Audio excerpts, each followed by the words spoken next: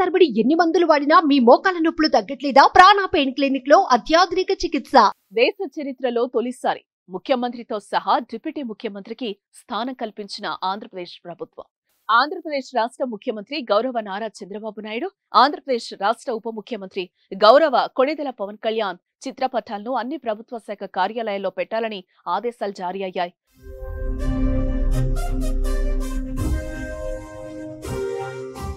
ప్రభుత్వం కార్యక్రమాల్లో ఇరువురి ఫోటోలు అధికారులు వినియోగించాలని పేర్కొన్నారు. తక్షణమే ఐఎన్పీఆర్ అధికారులు త్వరితగతిన చర్యలు చేపట్టాలని ముఖ్యమంత్రి అధికారులను సూచించారు. ఇటువంటి అరుదైన సందర్భం చరిత్రలో మొదటిసారి.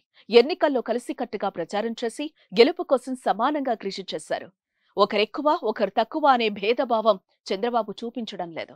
అది సీఎం అయ్యాక కూడా ఆ భేషజాలు లేకుండా వ్యవహరిస్తున్నారు చంద్రబాబు. గెలిచిన తర్వాత ఎన్టీఏ సమావేశం జరిగింది. ఆ సమావేశంలో బీజేపీ నుంచి పురంధేశ్వరి, జనసేన నుంచి పవన్ కళ్యాణ్, టీడీపీ నుంచి చంద్రబాబు పాల్గొన్నారు. అయితే ఈ సందర్భంగా చంద్రబాబుకు మధ్యలో కుర్చీ వేశారు. అది కొంచెం ప్రత్యేకంగా ఉంది. వెంటనే చంద్రబాబు చూసి తనకు వేసిన ప్రత్యేక ఆసనాన్ని తొలగించి అందరూ కూర్చున్న కుర్చీలోనే కూర్చున్నారు. ఇప్పుడు సీఎంగా ప్రమాణ స్వీకారం చేశాక కూడా అదే ధోరణితో వ్యవహరిస్తున్నారు.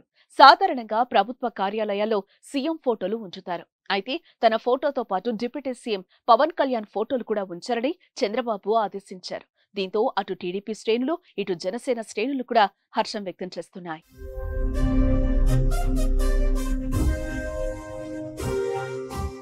సుమన్ టీవీలో మీ పర్సనల్ అండ్ బిజినెస్ ప్రమోషన్స్ కోసం కింది నెంబర్కి కాంటాక్ట్ చేయండి.